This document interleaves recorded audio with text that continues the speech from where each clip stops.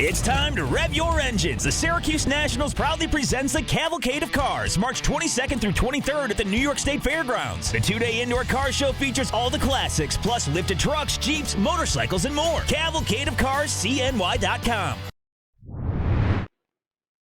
Former Syracuse standouts Etan Thomas and Eric Devendorf.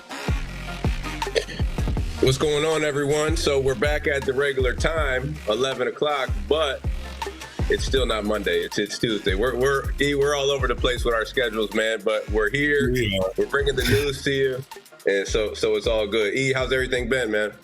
Man, everything's good. No, it's crazy. Right before we started, I looked at my phone, and I know everybody saw the Kyrie Irving injury last night, but they just announced that he tore his ACL, and I was like, oh man, yeah, he was having such an incredible, year, and everything that he's battled back from, and the way that he's been playing, and it was such a dramatic scene if people didn't see, because it was really Kobe-ish, you know what I mean? Like Kobe-like, where he went to the free throw line and knocked down his 2 free throws and had a tear in his eye, and he's like, "Thank you, God," before he shot. It was really dramatic, and I was hoping that it wasn't as bad as a torn ACL, but if you look at the replay, and I hate looking at those kind of replays, it looked really bad. But much respect to Kyrie. It's sorry to hear that he tore his ACL and is out for the season. That's a tough way to go out.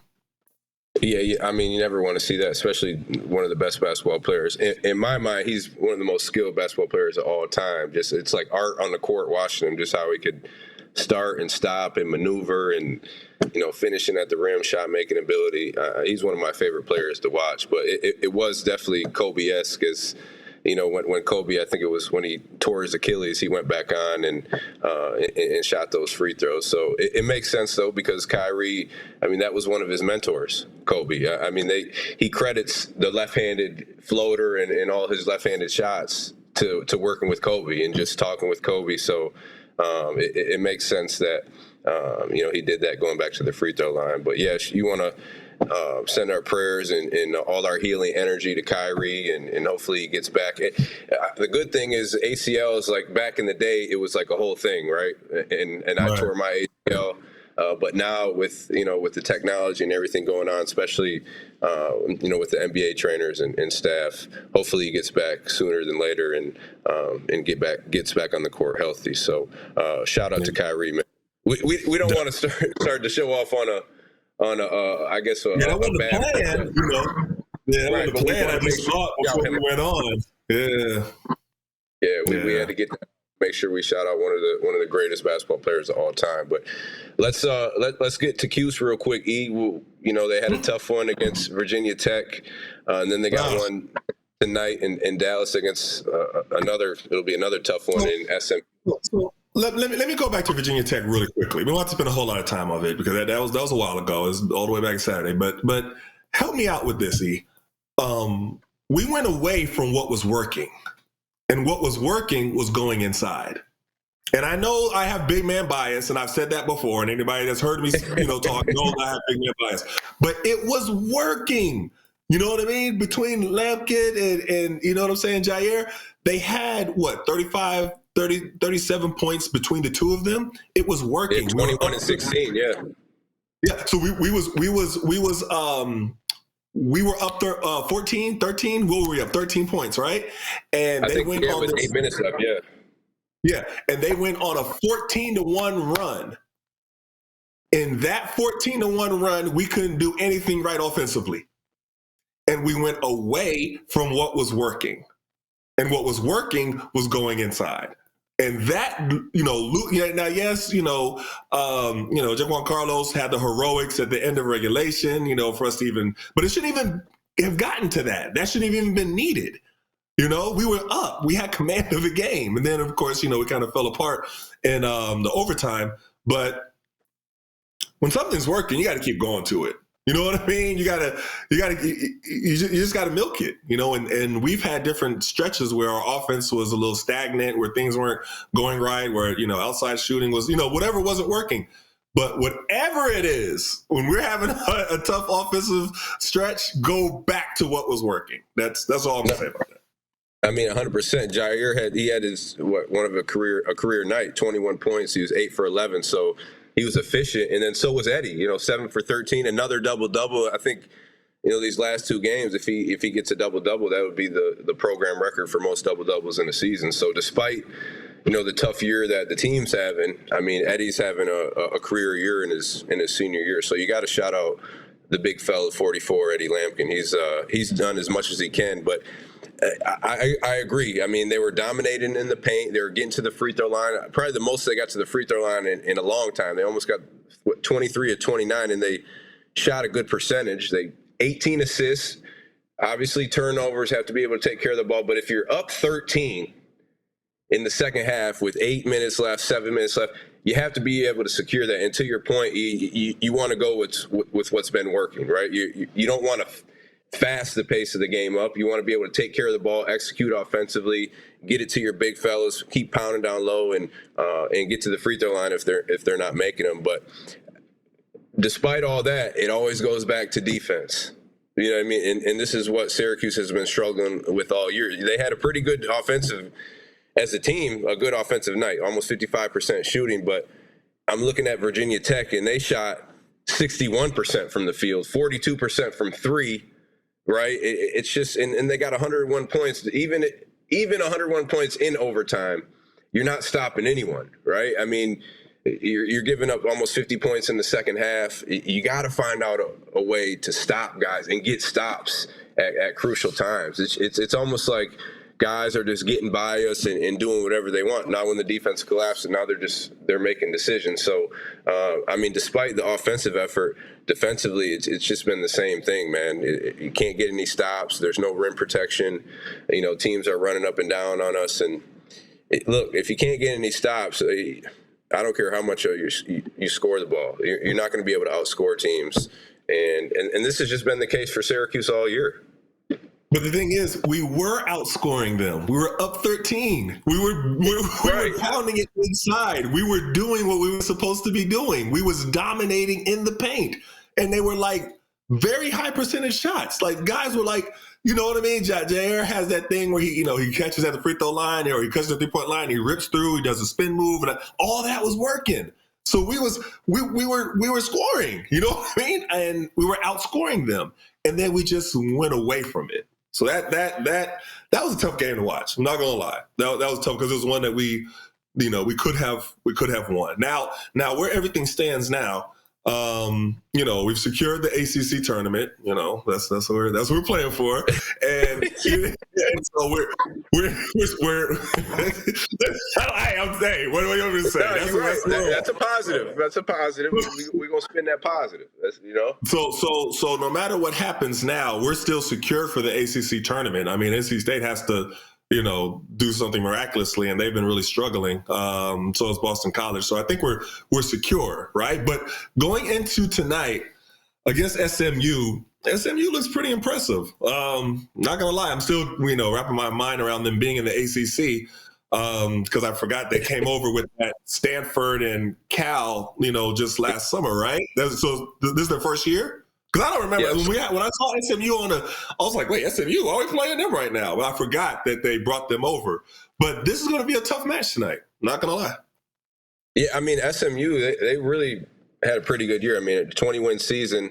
I think the past 3-4 games they've been out with their best player's been out, Boopy Miller. So they're a totally different team now. Without him, I mean, that's the quarterback of the team. He gets guys in position. He can score the ball. He can defend at the point of the attack. And they still got good guards. Edwards, Quendo. They got Chuck Harris, and then they got some, Matt Cross, and then they got the big down there, big freshman from Turkey who's been playing well. Look, regardless of their best player being out, it's going to be a tough one for Syracuse. I mean, SMU's averaging almost 81 points a game. Again, it goes back to defensively. Can we get stopped? So we know you're capable of scoring the ball, Syracuse. And to your point again, E, about the big fellas, that's where I think we should always start. I think teams in the beginning of the game, you have the advantage. You got Jair Davis, who's big, physical. He's pretty mobile. And then you got Eddie Lampkin, who it's like a point center. You could get it to him on the elbow. You could get it to him down low, and he's able to create with his passing ability and not just with his scoring. But you got to try to make the defense come in a little bit, right? And know that, the inside presence is working now. Like your guards, JJ and Chris Bell and Carlos, they're playing off a long closeout. So it gives them a little bit of easier to get in and drive and make decisions, just having a little bit more space on that floor. So you got to defend, you got to rebound, you got to take care of the basketball, right? I mean, second half, and to your point, we weren't getting executed and going back to our basics, but they weren't taking care of the ball like they're supposed to as well. And when they don't take care of the ball, usually teams are just going out in transition and getting easy buckets, not even having to play against a half-court defense. But you got to be able to get some stops, man. That's where it starts at. And our spot is locked in, E, for the ACC tournament. Like you said, it doesn't really matter what happens. But I think we were talking earlier on the phone, you got to build some type of momentum going into the tournament. You got to feel good about yourself. Like even if you're losing, like, and it's hard to say this, even if you're losing, but feel good about losing. Like at least you're playing well a little bit, right? And I know it's kind of weird to say, but you just want to have some momentum going into the ACC tournament. Like, hey, we're playing well, defense is clicking, we're communicating offensively, we're executing. And again, I guess that's just a different perspective to have. Yes, we want to win the game. We want to win the game, though. Yes. It's interesting. I keep, I'm listening to what the fans are saying, and everybody's really worried about next year. And I know that, everybody's always going to go back to, okay, do we need to make a coaching change? Do we need, what personnel are we going to bring? What's the most important positions that we need to fill? What are the things that need to happen in this offseason, portal wise? Who do we need to retain? All these are questions that are going to be asked, throughout the entire, off season. But I want you to touch on this bit that just happened in Maryland, because I know a lot of the conversation is, NIL, and, a lot of fans are kind of pushing back on, making donations and, that they shouldn't have to do it. But, I've seen a lot of fans say, okay, well, $5 million is enough. We should be just fine. Break down what other people are doing and what we're up against, so people could really understand why we need more. That's basically what I'm saying. Break it down real quick. Yeah, so I actually on Twitter, a guy, he commented on our last show, or when we were talking about the NIL, it might have been 2 weeks ago, but he was saying, yeah, $5 million's enough. We don't need that much money. $5 million's enough if you want to be in the middle of the pack in a mediocre ACC. That might be enough then. But if you look at what Maryland just got, a one-time donation of $10 million. That's just one donation. That's not a whole collective. That's one donation of $10 million, and that was the second donation Maryland got of $10 million. They got an $18 million donation from one of their former alum, and $10 million of that went to basketball. So if my math is correct, that's $20 million right off top for Maryland basketball without any type of collective. That's $20 million. So that's what we're competing with. And my whole thing was, how do you want to compete if you're Syracuse? Do you want to just be middle of the pack? Do you want to be competing to get in the ACC tourney? Or do you want to get back to a national stage, like where you're competing for national championships, you're competing for Final Fours, you're like every single year was like, yeah, okay, what seed are we going to get in the NCAA tournament? It's not, are we going to get to the conference tournament? You know what I mean? That's, even though everybody was always going to get in regardless, but if you're really trying to compete like on the national stage, $5 million is not it, man. I'm telling you, I don't know if these fans really understand what these other schools are bringing it. There is no budget. We're talking about budget. What's our budget at Syracuse? These other schools don't have a budget. I mean, Magic Johnson earlier in the year to Michigan State was like, hey, whatever you guys need, unlimited. Like there is no budget. Like whatever this guy wants to get paid, we have that. Maryland, we were just talking about, they got $20 million. Kentucky, we talked about their starting five was $6 million or $5.5 million, whatever it is. So if you want to be mediocre and be at the middle of the pack in the ACC, $5 million, okay, that's cool. That'll do it. You'll be mediocre in the ACC.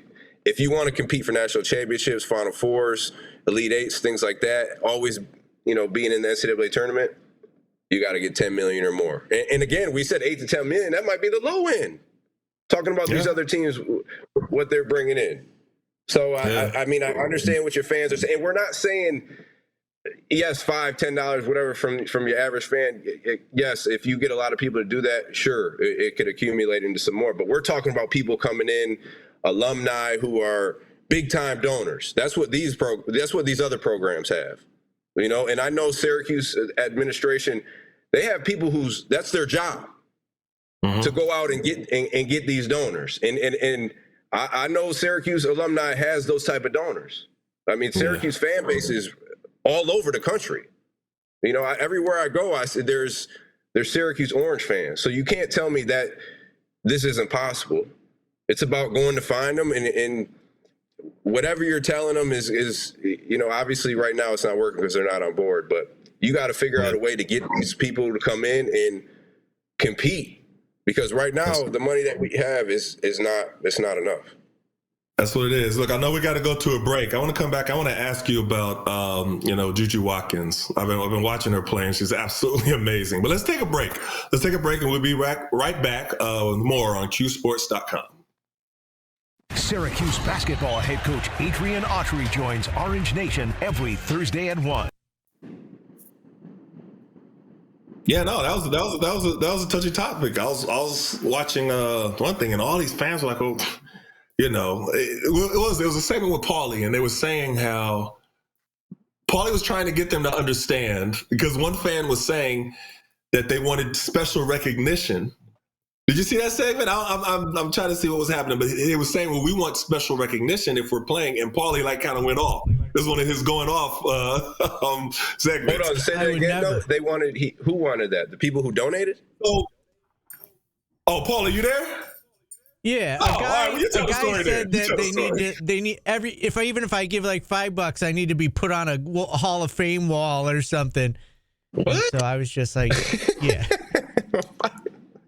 Well, that's the problem. You want recognition at the game or something like that, or we tell something special for fans to make them feel a part of it. And Paulie was like, y'all don't understand what we're up against right now. He was trying to explain it to the guy, but he wasn't listening. He wasn't hearing him. If you donate $10 million, I'm sure they will recognize you. You'll get recognized. Your name on a building. They'll erase Jim Boeheim's name off the court and put yours there. 100%. And I bet you if less than 10 million, they'll give you some recognition. You get 5 million or $1 million, they'll probably give you some recognition. But $5, man, chalk that up, champ. That's it. Yeah, chalk that one up. But 10 million, I'm sure they'll do some stuff for you. But come on, man. Like, these other schools are 5 million. That's what they do. 5 million is not enough, man. No. That's. Hold on. I got like 30 seconds, right? Oh, wait. Go downstairs.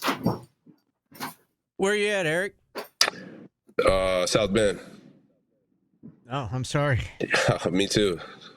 It's raining. It's raining crazy here. Are you going to be down at the tournament? No, I don't think so. No, these are my last 2 games. I got Wednesday and Saturday's SMU at Florida State, which is pretty cool because it's Leonard Hamilton's last game, so that'd be cool. Oh, nice. Yeah. Oh. There's going to be a bunch of people. I saw them against Duke. Oof, that was brutal. Duke's good, man. That was brutal. I was like, good Lord. Who did Duke beat last night? Was it Wake Forest? I don't know.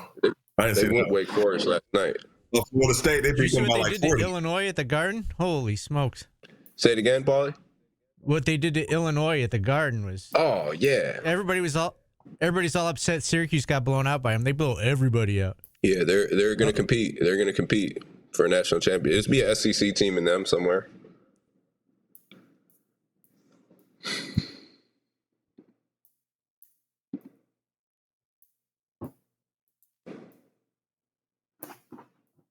Got one more minute? One more minute. Yeah, let me look JuJu Watkins real quick. Man, she looks so impressive. Yeah, she moved different. You know what I'm saying? Like she not regular. At all. you could just tell how she moved. You know what I mean? Like, what conference is it? It's a whole different Pac-12. Oh yeah. Dang, they're killing too. 17-1 in conference. Man, they killing. Yeah, you can't. It's not like, Eddie killing. You can't really say much because they losing. You know what I mean? So it's like, but if they was winning and he getting those double doubles, now you talking different. But they are dominating. I didn't know that Eddie was approaching the double record for single season. Yeah, I think he needs like 2 more to break it with these last 2 games. Wow. Yeah, they just beat UCLA twice, which is they were number 1 when they beat him, then they just beat him again, number 2. Mm-hmm. Her numbers are just ridiculous. That's right. Man. Yeah, she could really play, man. She's only a sophomore? Yeah. Now, what is the rule with them? Can they can't go straight to the league until their junior year? What's the rule with that? ESPN 97.7 and 100.1. Watch live on QSportsTalk.com. This is the Etan and Devo Show. Here are former Syracuse standouts Etan Thomas and Eric Devendorf. Welcome back, everyone. So, let's get into talking about JuJu Watkins. I mean, she is incredible. Yeah. We're just talking off air.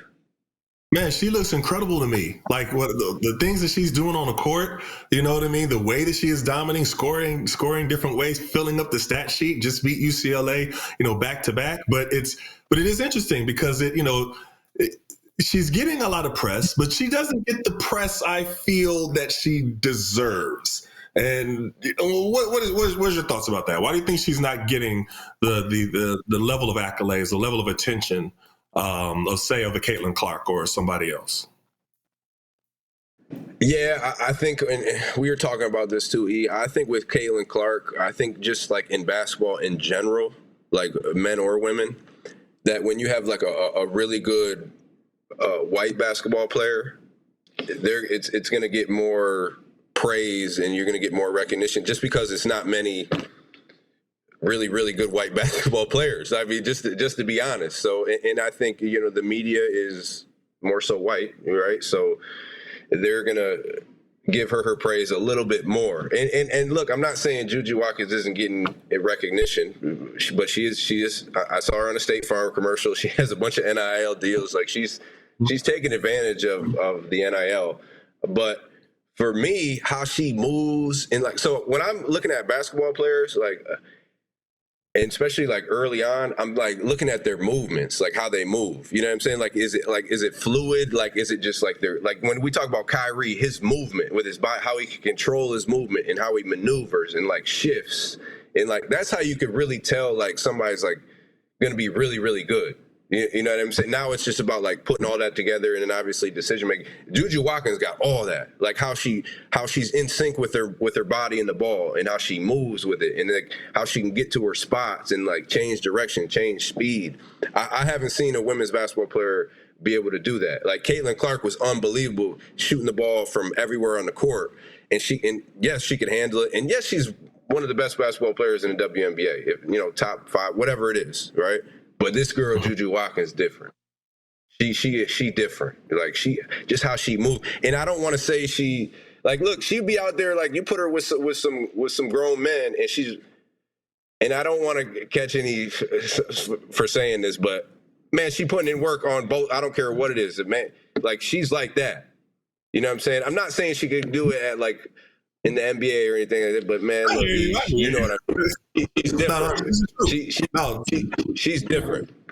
She's the truth. No doubt about it. And just the way that, like you said, the way that she moves and what she is able to do on the court and what she's accomplishing now. But, looking at her freshman year and her sophomore year, and you mentioned it, it's hard not to notice that she's getting her accolades, she's getting praise, but she's not getting the praise and she's not talked about the way that Caitlin Clark was talked about. And when you're playing at that kind of a level, those comparisons are, bound to happen. People say, well, why are you bringing up Caitlin Clark's name? Well, because, she was one of the top at that time at her craft, and the way that she was praised was on a whole different level. JuJu is doing a lot, and there is something to be able to examine the amount of praise that is happening. I think there is. So is it like, and I got a question for you on this. Is it because like they almost see her how she built and like how she move? Is that almost like expected? So they're like, oh yeah, she's supposed to do that, rather than like Caitlin Clark, where they see her, she's not like has a great build. I mean, don't get me wrong, she looks good, but it's not JuJu Watkins build. You know what I mean? And then when she comes on the scene like that, it's like surprising. So I think you mentioned it a little bit, though, that sometimes you don't have a player that's dominating, that's a white player, in the league, so that brings a certain level of gravity. But it also, there's a different aspect that was added to this because, they created a nemesis, like a villain, and that villain was Angel Reese. So after she beat her, you know what I mean? Then she became the villain. So there was more of a dynamic, and people make the comparison of Magic and Larry Bird and kind of playing on the racial dynamic. And this is a racial time, there's no denying that. So there was a racial component to some of the praise, and some people were there for the wrong reasons. We'll say that as well. But I saw that it was asked, does JuJu Watkins need a villain in order to drum up some of the? And I was like, I don't know. What is your thought on that? I don't know if she necessarily needs a villain. She's just great in what she is doing, what she's accomplishment setting alone. But I don't know. And her team is 17-2 in conference, and I'm gonna show you what they're overall. Yeah, overall. They're a good team. It's not like she's doing this on a bad team. Like you said, they just beat UCLA back to back, or a couple weeks in between. They're 17-1 and 26-2 overall. Like she's killing on a really good team. Yes. And I just think like she man, look, I'd want her on my team. Like if we play in pickup or like at TBT, I'm picking her up. I agree. I think she got game like that, and again, she's great for a woman, but she would be good for a guy too. I think you know what I'm saying. Like it's just like I like to make that comparison because it's tough. I don't like to make that comparison because it's tough. It's tough to because it's two different things. It's like when Brittany Griner was saying, yeah, she would give Boogie Cousins the business, and it was like, you're tough, but it's two different things. I don't know. I don't like to make that comparison. And she's tripping. Brittany Griner, she tripping on that. Like that's a whole different position right there. You know what I'm saying? Like JuJu, I think she could really mix some dudes up. But like even so, like in like women's basketball, like when you see greatest of all time, like Diana Taurasi, like greatest of all time, like she could move well, but she's not. JuJu's moving totally different. Like these like. Brianna Stewart, like she's like some people say with her resume and what she did, like every single year, like freshman, sophomore, junior, senior, Final Four MVP, the national championship. So like if you're looking at resumes, like she considered one of the greatest players of all time, and she will be. But when I watch JuJu Watkins, and if you put her on JuJu Watkins. Listen, man, that ain't happening. Like she can't. They can't stay in front. This girl is totally different, man. She one of the best women's basketball players I ever seen. Period. Like, so I remember back in the day watching Shamika Holtzclaw. Right, she was the truth like that. She was just dominating in all different areas, and she used to talk about playing pickup ball with the boys. Pickup ball with like Lamar Odom and them cats, around, and she loved playing pickup with them. And they called Shamika the female Jordan. You know what I mean? Like she was that was a little bit before your time. I don't know if you all the way remember, but she was like. I remember Shamika with Tennessee. I remember all that. Tamika Catchings, they played together. Yeah. Yeah, I remember she was the truth. I'm a basketball head. All right. I got you. Yeah, but yeah, no, it's definitely fun to see. So, and I'm glad to see that women's sports, especially women's college basketball, is really as exciting and growing as it is. No, it's been exciting for a while, so has the WNBA, but I'm glad to see that more people are taking notice now. More people are paying attention. More people they're getting their flowers. They're getting their praise, but I like going back to JuJu. It's I even saw, I think it was Stephen A. Smith that was making the comparison of why she doesn't get as many. And Stephen A. Smith, I disagree with her quite often. On this one, I was like, okay, that's a good point. You know what I mean? Like, because she's really dominating on a whole different level. But it seems like there should be a little bit more praise, a little bit more, you know what I mean? Everything else that is going on around her. I do think that. Yeah, I agree. I think just in women's basketball it has come a long way, but like in general, they still have a long way to go as far as like paying the players and it, I mean, I don't really know how you get to that point though, because it has to be people investing in the WNBA, right? That's where the money is coming from. People investing like outside sources, right? That's how you would get the growth. Also, their revenue split, and you saw last year with even as much growth that they did have, as far as viewership and everything like that, they still were kind of operating at a deficit, you know, from what I was seeing. So, you know, the business side of it is going to take a lot for them because it's not just simply, you know, they should be paid better. They should. The WNBA players should be paid better. I will say that forever. You know, they shouldn't have to all have to get, you know, second jobs and playing in the off season to be able to, you know, make ends meet until their season starts again. They shouldn't have to be doing that. I agree. But what it takes for that to happen, you know, first of all, they have to get more on the BRI, which is basketball related income. There has to be a better split. So that's something that their union is going to have to deal with. And fans got to come out and support. No, so fans supported a lot last year. That's the hard part right there. I mean, you'll have some. So you have the bigger markets and the bigger draws where it'll be a great crowd and everything like that. There's still some of them games and some of them places we're like, okay, we need to move to a smaller gym. Like this is we should even be in this big arena. You know what I mean? So they still have a ways to go, but the product is definitely there, and so that part isn't in question. But it's just all the support and everything else that has to just continue to increase. You need to get a few more JuJu Watkins, like a few more those type of players, just to bring that excitement. Because now, like you have young ladies, young women looking up to them, and it's like when they see that, they're like, all right, it can happen. I could be that. Like depending on the work that I put in, and now the product becomes even better when you got 2, 3, 4 JuJu Watkins, which it's easier said than done. That's gonna be hard to do. It just enhances the product more. But and shout out to our guy MCW, who I think they're in talks in Boston. Him and Mark Wahlberg are bringing a WNBA team to Boston. So I mean that's another way for I think another way is to getting NBA guys or former NBA guys on board, to really help grow the WNBA, and it's going to take a team effort, a collective effort overall, and it's going to be tough. Yeah, and for those that didn't know who he was referring to, it's Michael Carter Williams. That's MCW, just in case y'all didn't know. Yeah, I didn't. Oh, they better know. It's a cute sport. They should know, just in case they don't. Just in case. No, I know we got to take another break. Take another break. So let's take a break and come back. And I want to ask you about this LeBron issue and the criticism, and if he's getting criticized too much, and all the different stuff. I think some of the criticism is warranted. Some of it's a little bit too much. Sometimes he could do no right. It's definitely a lot to talk about there. So let's take a break, and we'll be back with more on QSportsTalk.com. The Sports Show with Cody. QSportsTalk.com. Yeah, look, tongue twister sometimes.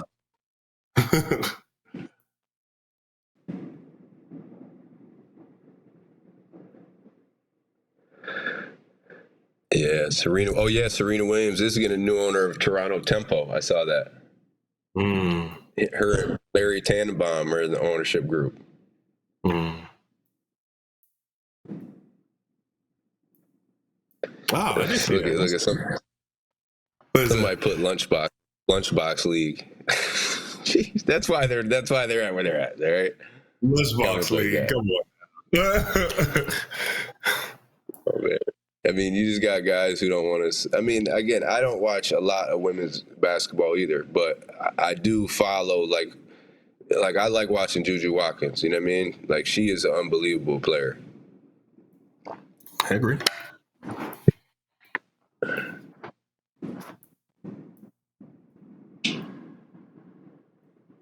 My man, this dude, wow. What is that? He's over there wilding out? Well, he talking about rebrand the WNBA as the blue collar league. These ladies are pouring concrete and landscaping in the off season. Oh my gosh. Super Cat. No, you guys on Tuesdays now. We just had our schedules were kind of different, so we're just Tuesday today. But next week will be next Monday. Will be Monday. Yeah. Back to Monday. That when I see it. You're right. You know what? We apologize, or I apologize. It's mostly been me. Right. No, it's us. We. You have to take it all, Eric. It's we. Yeah. If I could do it on the plane, Polly, I would, but I don't have the PJ. Well, I'm on Delta. As long as you don't land on your ceiling, you'll be all right. Dang. Don't say that. Yes, we don't need any of that negative energy, please. All right. I got two more flights to go. All right. Damn. And I'm driving forever. You can drive with me if you want.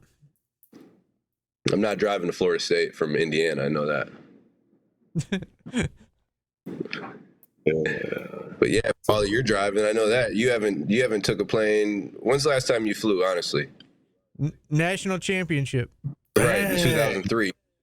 Unbelievable. Yeah, I had turned around and rented a car after the flight to the Final Four and drove back because that flight was horrible.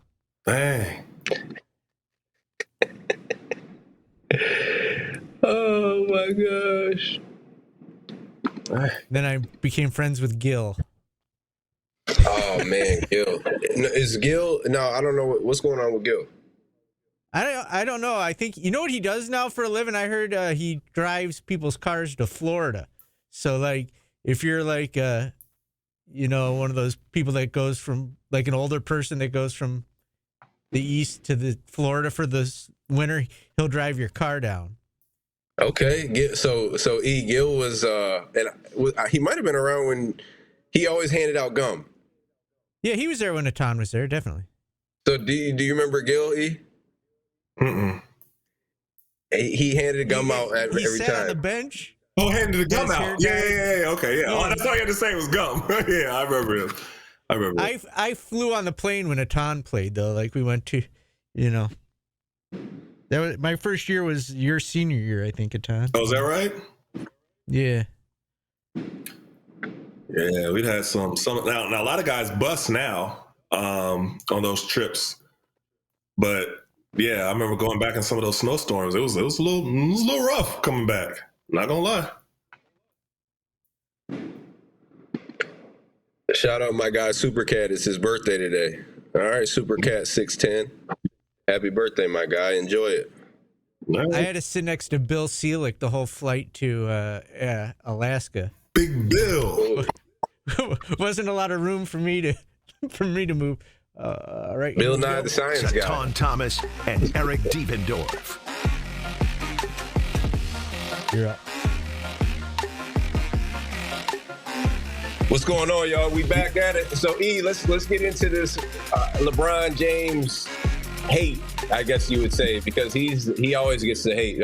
And look, E, before you start, I don't agree with everything LeBron does or how he goes about things. Like some things he says just whatever, dude. Like I'm a Mike fan all the way. Let's just get that out there. I'm Mike. Like, who's the greatest of all time? It's Mike, and I know that's how you feel too, E. Like, Mike is, come on, he's the one and only for me. But LeBron doesn't have any blemishes on as far as, like, if you're talking about off the court issues or infidelities, whatever it is. Like a lot of these guys end up dealing with.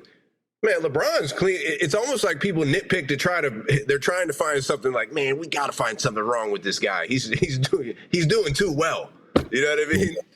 Yeah, no, definitely. I mean, and like you said, there's definitely room for criticism. So it's not that we can't criticize LeBron. I'll say, I said it then, and I'll say it again. The way he handled that All-Star weekend was not the greatest.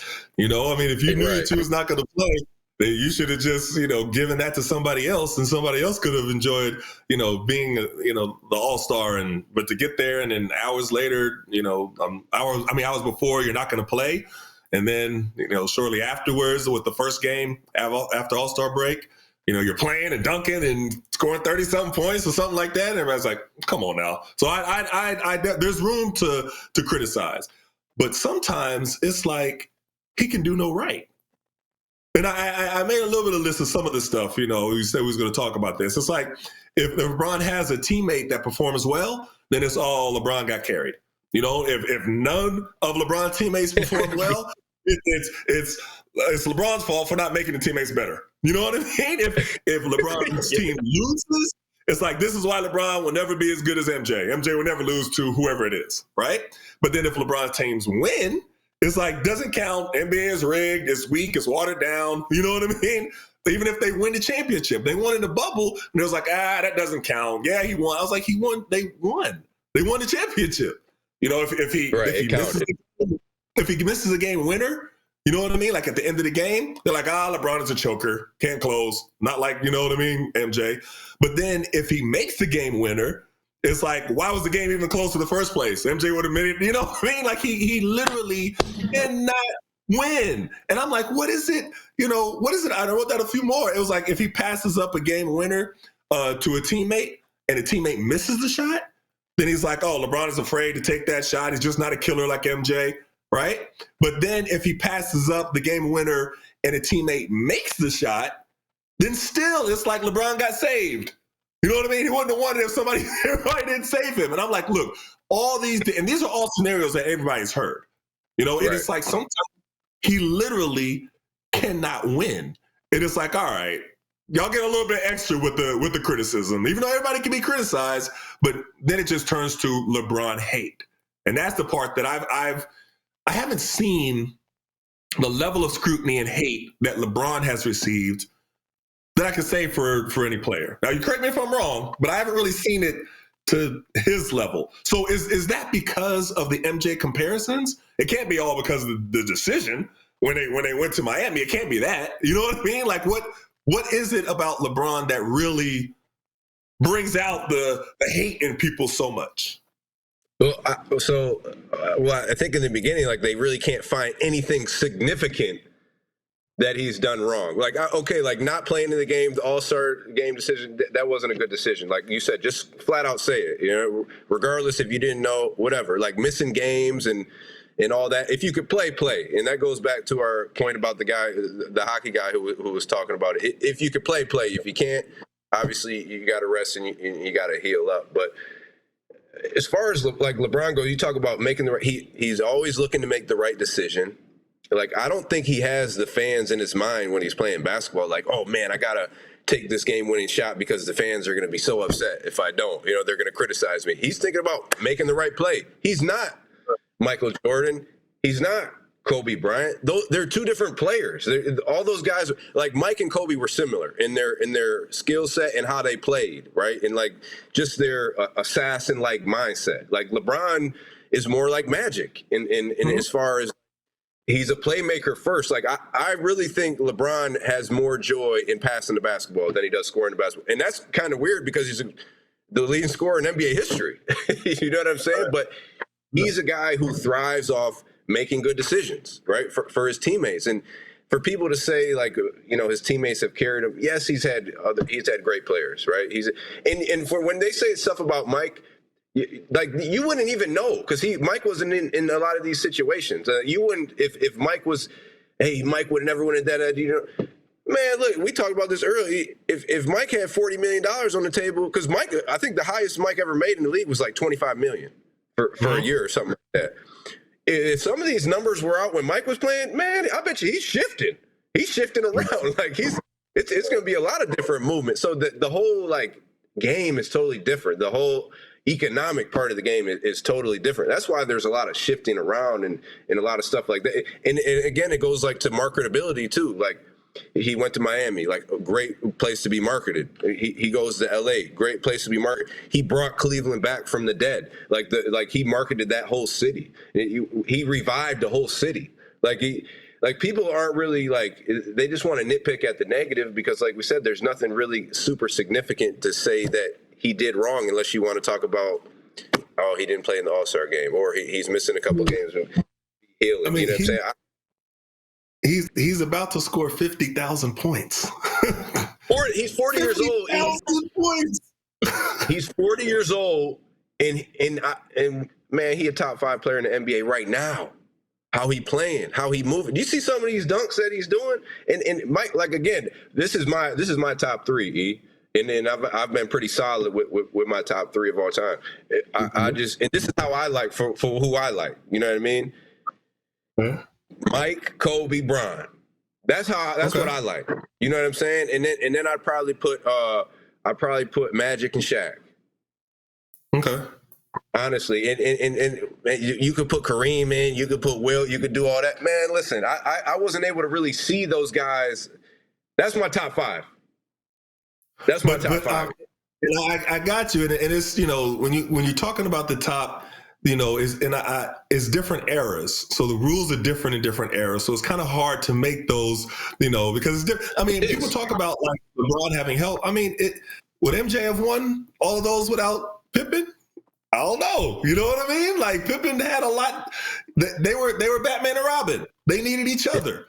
So yeah, and so when Pippen's talking about now, he's like, "Hey, what about me?" You know what I mean? I know the way he's doing it is kind of making people. But right. Does he have a point? does he have a point though? But it's interesting. Looking at LeBron, looking at the Lakers now, they're number 2 in the West. Like right now, they're hoping because we even talked after the Luka Doncic trade, we didn't know how they was really going to work, like how this was going to work with them. They both kind of slow. They both need the ball. They didn't prove both of us wrong. You know what I mean? Yes, they beat the Clippers twice. They beat the Nuggets. They beat the Mavericks. They beat the Timberwolves. You know what I mean? Those are all the top teams in the West. You know, I mean, so they're balling right now. But then still, even with that, you'll still see the haters of LeBron be like, well, he wouldn't do it without Luka. You know what I mean? I was like, oh, really? Like, and then when they beat who was it, Portland? They beat Portland, and they're like, well, he's stat padding. You know what I mean? I was like, stat padding? He's 40 years old. So it's just crazy to be hearing just no matter what he does, the criticism still comes. And, he talked about it, and it's just a different era. I don't think that the guys in the past, yes, they were criticized. Yes, they were scrutinized, everything like that. But it was different. It was a little different. And I guess LeBron may be put him to the side, because I don't know if necessarily if all the players are scrutinized to that level. But you look at KD, we talked about Kyrie before, we talk about, different players. Yeah, I guess the criticism is just it's a little bit different now. Would you agree? It's different because obviously, one, social media, and just everything is under the microscope. Every little move that you do is being criticized. It's being looked at. So, like back when Mike played, there was none of that. There was none of that going on. Like even if he was doing some stuff, you might hear about it a year or two later of what happened, like as far as like gambling and all that stuff. But now, if it happens last night, you hear it 2 hours later. Like, you know what I mean? It's on social media. I'm just talking about on the court. I'm not even talking about the extra stuff off the court. I'm talking about specifically on the court criticism. It seems like the on the court criticism, because that's been a topic. So a lot of, the players, I think LeBron said something about it. I think KD said something about it. Just the way that a lot of the networks now, they're all focused on criticizing the players, tearing down the product, being able to say, okay, this is wrong, this is wrong, this is wrong. And it's like a nonstop continuous reel of criticism. Now that from that aspect, was it always like that, or is that kind of something relatively new? Well, again, I think social media, it's just more of it. You know what I mean? It's a sad thing, but negativity gets more clicks. I mean, people, it's almost like the negativity of these guys, because these guys are up here. Like these guys are like heroes to a lot of people, right? So like it's almost like the negativity brings them down to the average person's level. You know what I mean? And it's weird to say that, but like it's kind of how I feel. Like these networks and all that, like they're getting all these clicks and what did he do wrong? I can't wait to, because whether you like him or not, people, they're gonna click on it. They're gonna figure out, hey, why is he being criticized here? Why is he doing this? So it's social media has just made everything times 100. Got a break. Whether it be good or bad. But let's get back to it. We've got to take a quick break, and we'll get back talking about LeBron. Hey, this is former Syracuse basketball player Etan Thomas. Last season, the Syracuse center became the first Orange. You'll have about a minute when you get back. Wow. That's it? Time be flying, boy. Flies. I didn't even realize it until you said that, Paulie. Sorry about that. Hey. No worries. What do you just want to recap with that? Or I mean, kind of like cap it off? Yeah. I don't know. Or we could just say, what's your take tonight? Give me a score for the SMU I don't want to do that. Let's end on a good note. Okay, well, you know what we're going to do? We'll say that, and we'll finish up with LeBron, and we'll say good luck. Good luck to Cuse tonight, man. Good luck. Has there been a game that you cared like? I know you can't say it, but like that just means less in Syracuse basketball. Like, I've been at SU for almost.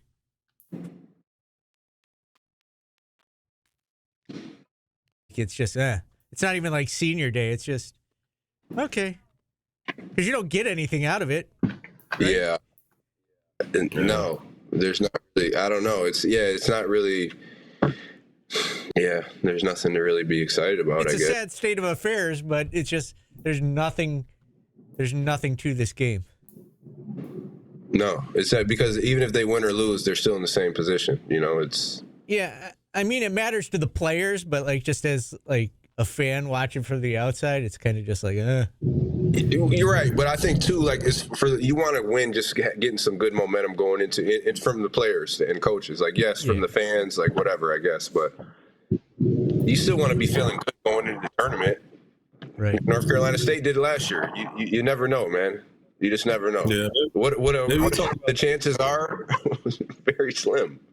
You know, I mean, maybe you talk about that. You know what I mean? Just reiterating that part as far as us coming, feeling good about going into the tournament and how anything can happen. And talk about NC State, what they did, and they lost 4 in a row last year going into the tournament, and then they no momentum. 9. That's true. Yeah, I mean, you win 2, try to win 2, man. Just feel good about yourself. I don't know, If they win the ACC tournament, I will eat my shoe. That you definitely will, and we're gonna broadcast that live. That will be that whole shoe too. It's gonna be what's size 9.5. Yes, that's a. Eat your shoe. Eat your shoe. Eat your shorts. Eat my shorts. The shorts. You don't remember that show, Paulie? The Simpsons? No. Well, yeah, he said that, but it was Nickelodeon had some cabin show. I forget what it was, dude. I know what you're talking about. That's the name of it. Eat my shorts.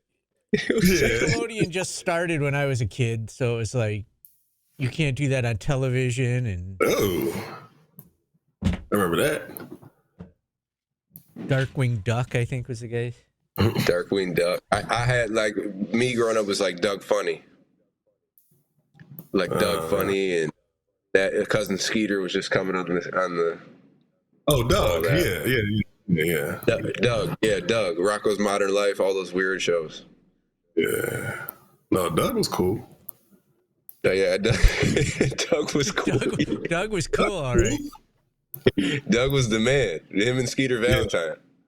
Him and Skeeter. Yeah.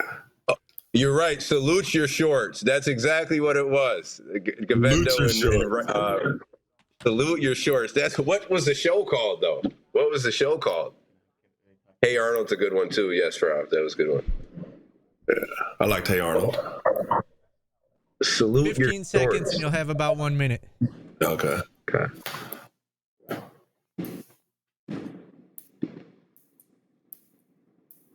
And Syracuse sports talk shows on QSportsTalk.com. This is the Etan and Devo Show. Here are former Syracuse standouts Etan Thomas and Eric Devendorf. Hey, welcome back. So we got about 1 minute, E. We'll wrap up talking about this SMU Q. So just during break, we were talking about, win or loss. Cuse is really in the same situation. But for the momentum going into the ACC tournament, you want to try to win games, obviously, but just play good on both ends of the court. So playing good tonight versus SMU. Hopefully we can get an upset win, but building some momentum, feeling good about yourself on both sides of the floor going into the ACC tournament. Yeah, and I love how the team keeps preaching and the coaches keep preaching that there's no quit in us. You know what I mean? Things are, tough, but there's no quit. We're going to keep fighting to the end. We're going to keep pushing. That's good to hear. You know what I mean? Because that's what you would expect. And if it was the opposite, Syracuse fans would really be upset. You know what I mean? And we would all be upset if we saw our team quitting. So the fact that they're not giving up, they're going to keep pushing. 30. Just keep on pushing. Yeah. All right. So I'm going to make a prediction. All right. At Dallas. Eddie's back home. He's like 2 hours away from home. And shout out to Eddie again. He's almost, I think, 2 more games with double-doubles, and he breaks the school program record for double-doubles. So I think he gets it tonight. I think he gets another one in his last game. But 80-72, I'm going out on a limb. Cuse wins. I'm just putting good luck out there for us, E. I'm just putting good luck out there for us, man. I'll roll with it. I'll go with you, Smith. I'll roll with you. That's it. That's it, man. Hey, we appreciate everybody tuning in. We'll be back next Monday, regular time, 11 to 12. We appreciate y'all. We'll see you next week. It's time for your best